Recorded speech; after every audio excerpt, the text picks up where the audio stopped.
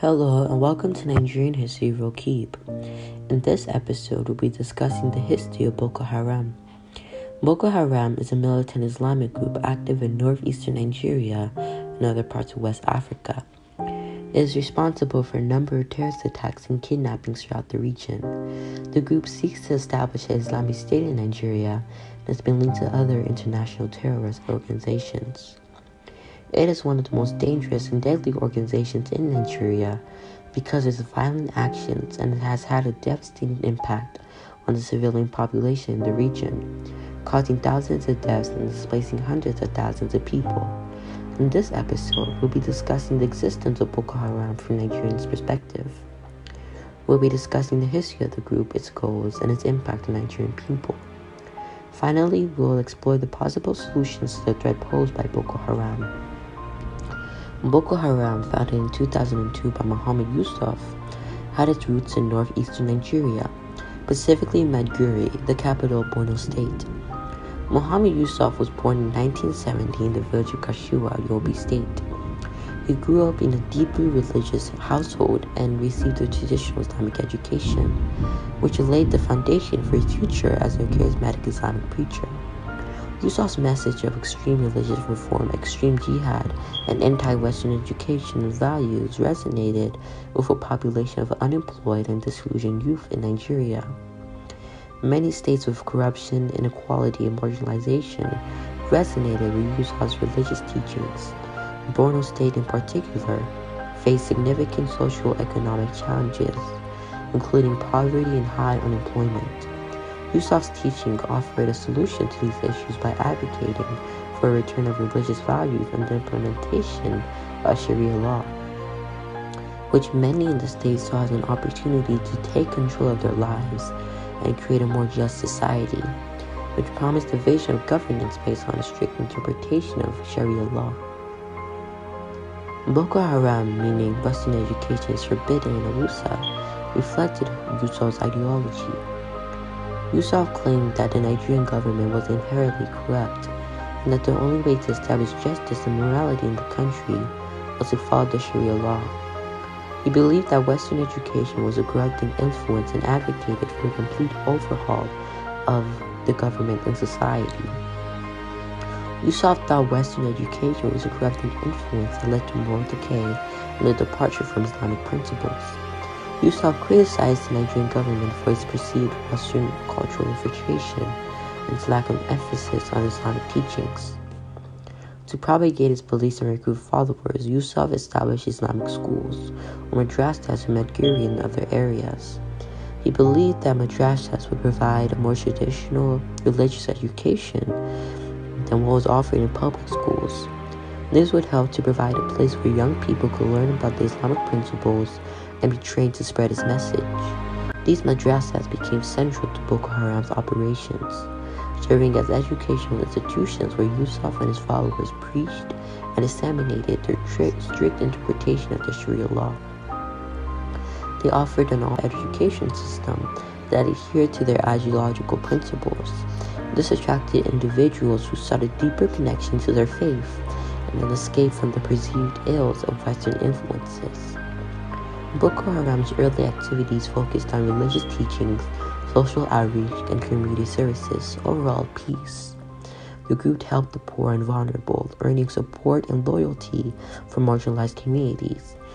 The group provided services such as healthcare, education, and security to people in areas that the government would have not been able to reach.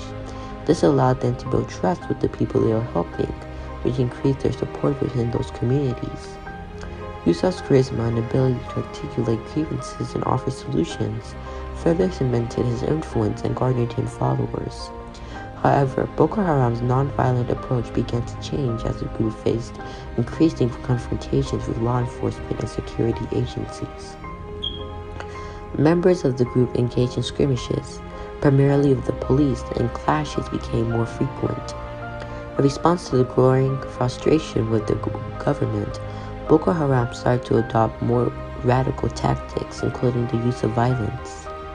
They began attacking government and military targets and also carrying out kidnappings and bombings. These acts of violence were often retaliatory in nature, driven by a sense of persecution and the perception that the Nigerian government targeted them unjustly.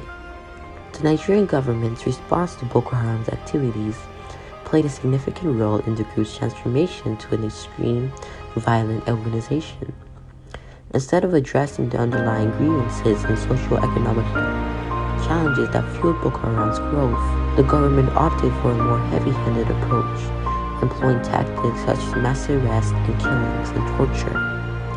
This approach alienated the local population and drove many Boko Haram supporters into extremism, further radicalizing the group and expanding its reach of power.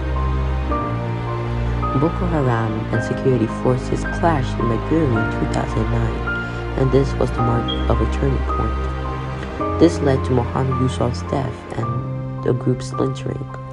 The death of Yusuf, the founder of Boko Haram, caused his followers to become more radicalized, and splintering of the group caused it to become more decentralized.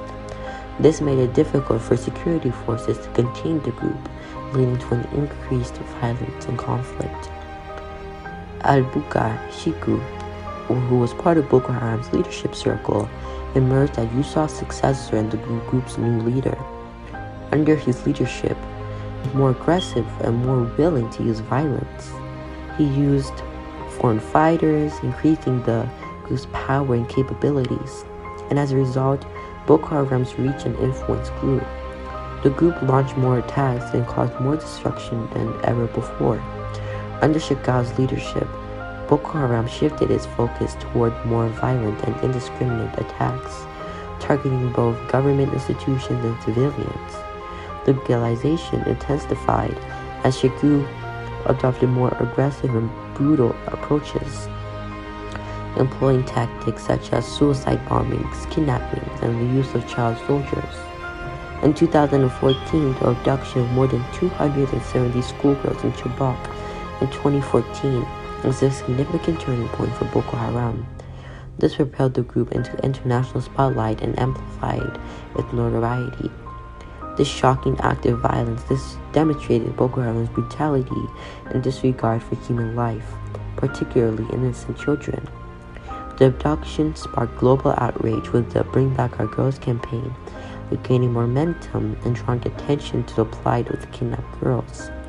The international community condemned Boko Haram's actions, causing for their immediate release and offering support to the Nigerian government in their effort to rescue the girls.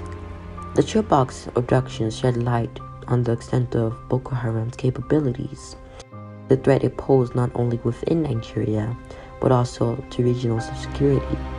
It has exposed the group's ability to carry out audacious and large-scale attacks, as well as its willingness to target educational institutions. This connection also added the group's credibility, as the Islamic State had been the most powerful jihadist group in the world. They gave Boko Haram access to larger base on financial, logistical, and ideological support, allowing them to become more powerful. The affiliation also brought access to resources including funding, weaponry, and propaganda materials, as well as the opportunity to benefit with the expertise and guidance of other terrorist organizations within the Islamic State network. Under the banner of ISWAP, Boko Haram's tactics became more sophisticated and its attacks became more coordinated. The group began employing suicide bombings, ambushes, and complex assaults on ISWAP, and it also benefited from support of other militant groups in the region, such as Al-Qaeda, and had been able to access a larger pool of resources and recruits, allowing them to increase their capabilities and reach. Suicide bombings in particular became a significant signature tactic, inflicting mass casualties and instilling fear among the population. The conflict with Boko Haram expanded beyond Nigeria's borders, as the group launched cross-border attacks in neighboring countries such as Cameroon, Chad, and Niger.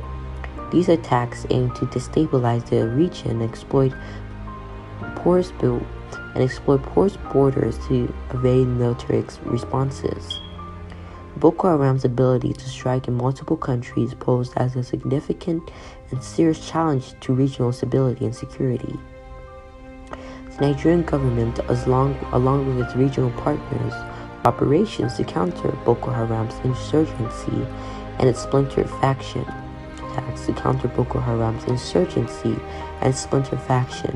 ISWAP and the Multinational Joint Task Force was formed, consisting of troops from Nigeria, Chad, Cameroon, Niger, and Benin, with the aim of pooling resources and coordinating efforts to combat the group.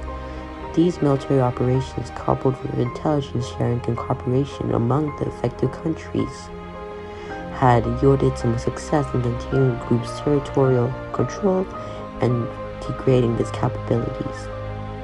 However, despite these efforts, Boko Haram and ISWAP began to pose a persistent threat in the region. The group has still been able to launch successful attacks, recruiting new members and spreading its ideology, which has made it hard to completely eradicate. They have also resorted to using tactics, making it difficult for security forces to keep track of them. The group has demonstrated resilience and adaptability, resorting to guerrilla tactics, hit-and-run tactics, and using improvised explosive devices.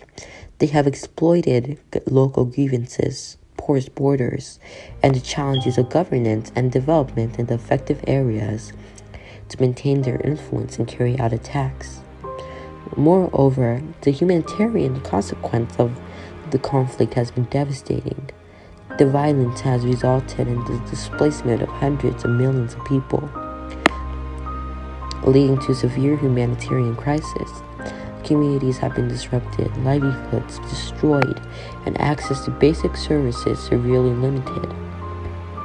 The widespread displacement and insecurity have also created fertile ground for recruitment, as vulnerable individuals, including children, are successfully swayed to exploitation by terrorist groups.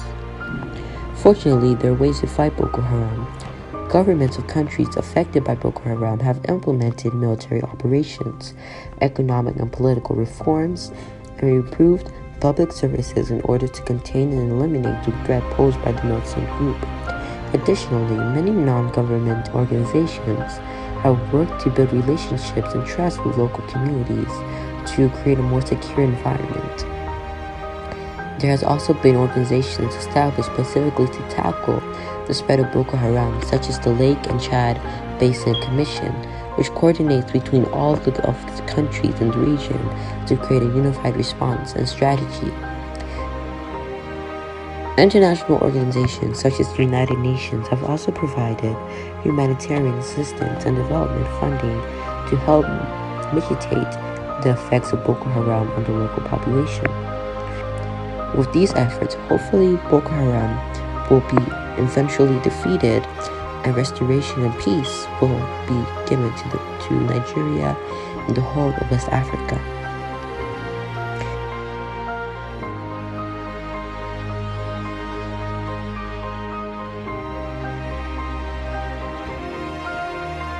Thank you guys for watching this episode. If you made it this far, don't forget to subscribe to Nigerian History for more stories. And I would love to hear what you think about the whole situation of Boko Haram. And do you think that Nigeria will ever find peace from the organization? Leave your comments down below. Let us know what you would like to see next. Thank you and bye.